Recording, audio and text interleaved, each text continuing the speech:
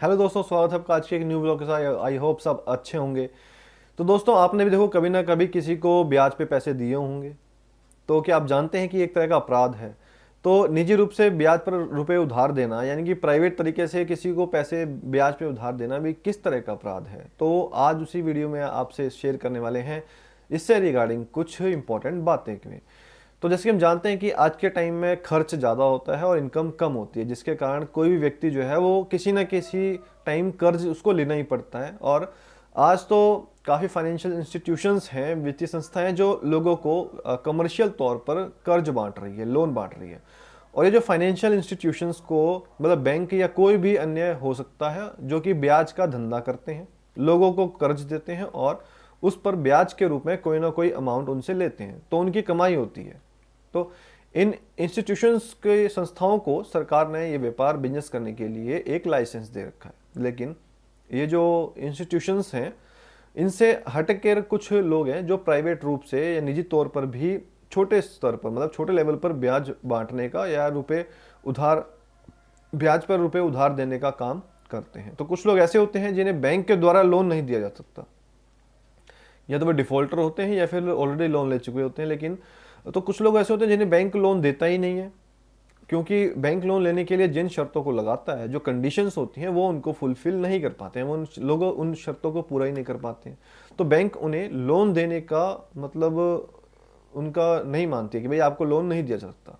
तो बैंक की ऐसी शर्त पूरी ना होने के कारण कोई भी व्यक्ति कर्ज लेने के लिए किसी प्राइवेट लोगों को या दोस्तों रिलेटिव्स को अप्रोच करता है, और बगैर लाइसेंस के ये सब किया ही नहीं जा सकता। क्योंकि देखो, ब्याज का जो धंधा है वो ब्याज से रिलेटेड कोई भी काम करने के लिए मनी लेंडिंग एक्ट के अंतर्गत गवर्नमेंट के द्वारा एस्टेब्लिश इंस्टीट्यूशन से लाइसेंस लेना होता है कि अगर आपको ब्याज से या इंटरेस्ट से रिलेटेड कोई भी काम करना है तो उसको आपको मनी लेंडिंग के एक्ट के अकॉर्डिंग आपको गवर्नमेंट से एक पर्टिकुलर लाइसेंस भी लेना होगा। लेकिन देखो, अलग अलग एरियाज में या स्टेट्स की हम बात करें तो वहाँ पे साहूकार एक्ट भी चलता है, लेकिन बहुत कम देखने को मिलता है। इस साहूकार एक्ट में, यानी कि साहूकार अधिनियम के अंडर होता क्या था कि जो एक अथॉरिटी बनाई जाती थी जो कि इंटरेस्ट पर पैसा देने के बिजनेस के लिए एक लाइसेंस देता था।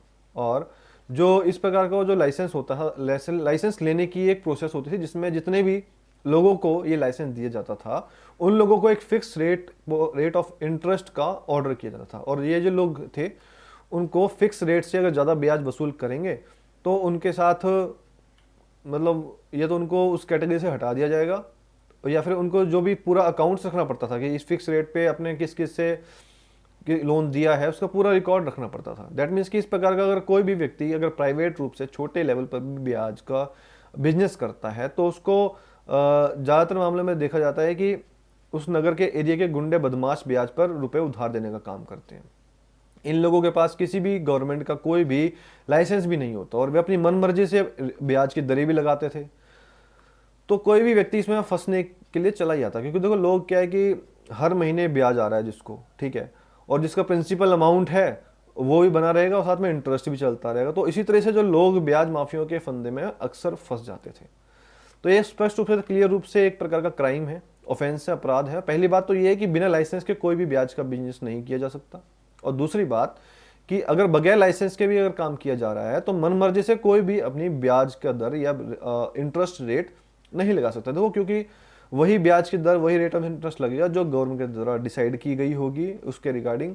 और जैसे कि गवर्नमेंट ने एनुअली 30% ब्याज लगाने को कहा गया है, तो कोई भी साहूकार जो है तो इस रेट ऑफ इंटरेस्ट से ही ब्याज की वसूली कर सकता है। अगर उसने इस रेट ऑफ इंटरेस्ट से अगर ज़्यादा का ब्याज वसूलने की कोशिश करता है, प्रयास करता है, तो वो ऑब्वियसली जो इलीगल होगा। अब आगे हम देखते हैं कि अगर कोरे स्टैम्प पेपर पर अगर सिग्नेचर किया जाए और ब्लैंक चेक लें तो उसका क्या लीगल इम्पैक्ट है। इस तरह के ब्याज माफिया जो होते हैं, जब भी कभी लोगों को कोई भी अमाउंट अगर ब्याज पे देते हैं तो उनसे एक ब्लैंक स्टैम्प पेपर पे साइन करवा लेते थे, ठीक है, और साथ ही एक ब्लैंक चेक पर भी साइन करवा लेते थे। तो इन दोनों, क्योंकि देखो जिसको पैसे की जरूरत है तो वो तो ये सब कंडीशंस फुलफिल करने को तैयार है, क्योंकि उसको कहीं बैंक से पैसा नहीं मिल पाया, उसको कहीं और अप्रोच किया और उन्होंने अपने रिलेटिव्स को वहाँ से नहीं मिल पाया, तो उसके बाद लास्ट ऑप्शन क्या बचा कि अपने एरिया के साहूकार पर जाके उनसे पैसे ले ले, उनको जो भी ब्याज बनता है वो दे दे। तो उसके लिए उसको स्टैम्प पेपर पे ब्लैंक पे सिग्नेचर होंगे, चेक पे सिग्नेचर होंगे ब्लैंक पे। तो इन दोनों की ही चीज़ों के आधार पर वो ब्याज जो माफ वसूल करते थे उन लोगों को धमकियां देते हैं और उनसे ज़्यादा ब्याज वसूलते हैं। जबकि इन दोनों ही चीज़ों को कोई भी लीगल वैलिड नहीं है। अगर किसी भी व्यक्ति ने किसी भी ब्लैंक स्टैम्प पेपर पर सिग्नेचर कर भी दिए हैं तो भी उसका कोई कानून वजूद नहीं होता, क्योंकि देखो उस पर किसी भी नोटरी वकील की अटेस्टेशन या स्टैंप नहीं होती है। अगर किसी ने ब्लैंक स्टैम्प पेपर भी अगर सिग्नेचर कर दिए तो जब तक वैलिड नहीं होगा जब तक कि उसको अटेस्ट ना किया गया हो। और बिना किसी भी स्टैंप के और सिग्नेचर के कर देने से कोई भी लीगली वो जो डॉक्यूमेंट है वो बाउंड नहीं होगा। और दूसरी बात इसके लिए देखो एग्रीमेंट भी जरूरी है। ऐसे ब्याज जो वसूल करने वाले व्यक्ति होते हैं, बंदे होते हैं, उन्हें किसी तरह का कर्ज नहीं लेना चाहिए। जो भी आपके एरिया में या ब्याज पे ही पैसे बांटने का काम करते हैं, आप उनसे कभी भी ऐसा पैसा नहीं लें। लेकिन अगर कोई भी व्यक्ति प्राइवेट रूप से भी अगर किसी को दे रहा है कर्ज, तो उसे कोरे स्टैम्प पेपर करके नहीं देना चाहिए, कोरे स्टैम्प पेपर सिग्नेचर करके नहीं देना चाहिए। और साथ ही अगर किसी तरह का ब्लैंक चेक भी नहीं देना है, बल्कि जो भी कर्ज लेने वाले को एक एग्रीमेंट करना चाहिए और उस एग्रीमेंट में जो अमाउंट की राशि है वो भी लिखी जानी चाहिए। और इसी के साथ जो चेक दिए जा रहे हैं उन चेक की पूरी डिटेल्स लिखनी है। और साथ ही ये भी लिखा जाना चाहिए कि चेक एक सिक्योरिटी के लिए दिया जा रहा है, ना कि किसी अन्य पर्पस के लिए, अन्य उद्देश्य के लिए कि आप उसको प्रेजेंट कर दें। वो सिर्फ एज ए सिक्योरिटी आपके सामने डिपॉजिट किया जा रहा है और जब वो अगर ब्रीच होता है तभी आपके पास राइट है उसको प्रेजेंट करने का। और जब भी कभी भी अगर हम कोई चेक सिक्योरिटी के रूप में देते हैं तो उन्हें चेक के बेस पर नेगोशिएबल इंस्ट्रूमेंट्स एक्ट के सेक्शन 138 का मुकदमा नहीं लगाया जा सकता, क्योंकि कर्ज लेने वाले को एक एग्रीमेंट, इसीलिए कर्ज लेने वाले को एक एग्रीमेंट जरूर लेना चाहिए। अब जनरली होता क्या है कि कर्ज की वसूली के देखो मारपीट भी होती रहती है। देखो कुछ मामले में ऐसे भी देखने को मिलते हैं जहां पर जो ब्याज माफिया होते हैं अपने एरिया के, वो किसी भी कर्ज की वसूली करने के लिए लोगों के साथ मारपीट तक कर देते हैं। उन लोगों के घर का सामान तक उठा के लेके जाते हैं और उनके घर आकर गाली गलौज भी करते हैं इवन।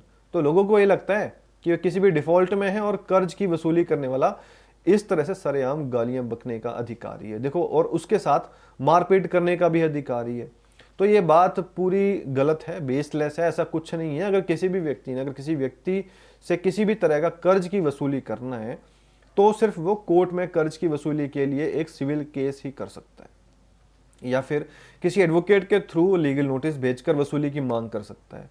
लेकिन अगर किसी भी हाल में और किसी भी सूरत में किसी व्यक्ति को अगर कर्ज दिया गया तो उस व्यक्ति के साथ मारपीट बिल्कुल नहीं कर सकता और उस व्यक्ति के साथ गाली गलौज करके उसको किसी भी चीज के लिए उन पे प्रेशर, दबाव नहीं बना सकता। और अगर कर्ज देने वाला इस तरह की घटनाओं को अंजाम देता है तो वो अपने आप में ही एक क्राइम कर रहा है, ऑफेंस कर रहा है। और इस अपराध के लिए आईपीसी की सेक्शंस में प्रोविजन दिए गए हैं जो कि पुलिस के द्वारा एफआईआर दर्ज की जा सकती है। और जब भी कर्ज की वसूली करने वाला इस तरह का अपराध करता है तो उसको इमीडिएटली जो भी आपका कंसर्न पुलिस स्टेशन है वहां पर जाकर इस बात की इंफॉर्मेशन देनी चाहिए। और जो भी एग्रीड पार्टी है, यानी कि जो पीड़ित है, उसको जो भी आपसे कर्ज वसूल रहा था उसके अगेंस्ट एक एफआईआर करवानी चाहिए। इसी के साथ अगर देखा जाए कर्ज वसूली के लिए कोई भी कर्ज देने वाला व्यक्ति किसी व्यक्ति के घर पर आकर सामान उठाकर ले जा रहा है तो भी आप पुलिस को इन्फॉर्म कर सकते हैं, इस बात की जानकारी दे सकते हैं और ऐसा करने वाले के खिलाफ एफआईआर डेफिनेटली दर्ज की जाएगी। तो आईपीसी के वेरियस सेक्शंस में इस बात का एफआईआर दर्ज किए जाने का प्रोविजन दिया गया है। और इसमें यही बात ध्यान देना जरूरी है कि कर्ज की वसूली के लिए कोई भी दूसरा सामान उठाकर नहीं लिया जा सकता, क्योंकि कर्ज लेने वाले ने उस दूसरे सामान को गिरवी नहीं रखा हुआ है। तो उसकी क्या हिम्मत है कि वो आपकी किसी भी सामान घर पे आके इस सामान को उठा के ले जाए। अगर गिरवी रखा जाता तो उसके बारे में वो किसी तरह का एग्रीमेंट तो होता, ठीक है, और उस सामान को जब्त तभी किया जा सकता था। लेकिन अगर कोई सामान गिरवी भी नहीं है और एग्रीमेंट भी नहीं तो अपनी मनमर्जी से उठाकर नहीं ले जा सकता। और अगर कर्ज देने वाला किसी भी प्रकार के, अगर किसी भी टाइप के, अगर आपको डिस्टर्ब करने के लिए वसूल रहा है या आपको डिस्टर्ब करके वसूल करना चाहता है ब्याज को, ठीक है, या फिर बहुत ज़्यादा रेट ऑफ इंटरेस्ट मांग रहा है आपसे, तो भी इस केस में जो एग्रीड पार्टी है, पीड़िता है, वो पुलिस स्टेशन पर जाकर उनका कॉग्निजेंस लेके इन्फॉर्मेशन देकर और ये बात को पुलिस को इन्फॉर्म कर सकते हैं कि इस प्रकार का बिजनेस वसूली करने के लिए चलाया जा रहा है माफियों के द्वारा। और इस तरह से मनमर्जी के लिए किसी से भी ब्याज की दर जो है अपनी मनमर्जी वसूल नहीं की जा सकती है। और अगर ऐसी ब्याज दर किसी वसूल की जा रही है तो एक तरह का ये क्राइम है। और अगर कोई भी जो माफिया है बिना किसी लाइसेंस के लिए भी अगर काम चला रहे हैं तो उस माफिया के खिलाफ भी एफआईआर डेफिनेटली दर्ज की जा सकती है। तो दोस्तों ऐसा जनरली ब्लॉग आपसे सोचा कि आज इंपॉर्टेंट इन्फॉर्मेशन आपसे शेयर की जाए कि जब भी आप किसी प्राइवेट व्यक्ति से या प्राइवेट निजी तौर पर कर्ज लेते हैं तो आपको क्या क्या सावधानियां रखनी चाहिए, वही हमसे शेयर की है कि देखो एग्रीमेंट जरूर करना चाहिए आपको कि आपने क्या सिक्योरिटी दी है क्या नहीं दी है। तो इसीलिए क्योंकि जनरली तौर पर जो भी आपसे आपको लोन दे रहा है, कर्ज दे रहा है, वो डेफिनेटली आपसे कोई एग्रीमेंट नहीं करवाएगा। वो बोलेगा भाई ठीक है, आपको जानते तो हैं, आप पैसे ले लीजिए और अपना सिग्नेचर ब्लैंक चेक पे और साथ में ये सब दे दीजिए, लेकिन आपको ऐसा बिल्कुल नहीं करना है, चाहे फिर आपका रिलेटिव हो, क्यों कोई भी क्यों ना हो। आप जनरली जिससे भी कर्जा ले रहे हैं उसको एग्रीमेंट के तौर पे लें, ताकि ऐसा हो कि इन केस में अगर वो भाग जाए या फिर ब्याज देने से मुकर जाए तो आपको क्या उसमें लीगल प्रोविजंस या आपके पास रेमेडी अवेलेबल रहती है। तो दोस्तों उम्मीद करता हूँ आपको वीडियो आपकी इन्फॉर्मेटिव लगी तो प्लीज़ चैनल को सब्सक्राइब कीजिए मत जाना अगर नहीं किया तो। दोस्तों मिलते हैं जल्दी आपको न्यू ब्लॉग के साथ, तब तक के लिए बाय बाय।